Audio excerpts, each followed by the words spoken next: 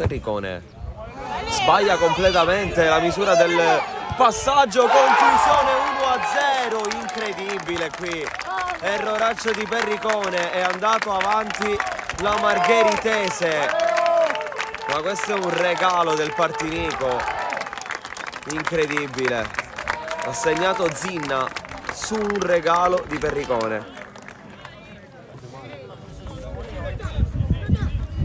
Servizio per Cottone, va lungo da Ciacio, è in anticipo senza problemi Cascio, poi prova a gestire questo pallone ancora la difesa della Margheritese, Rossomando.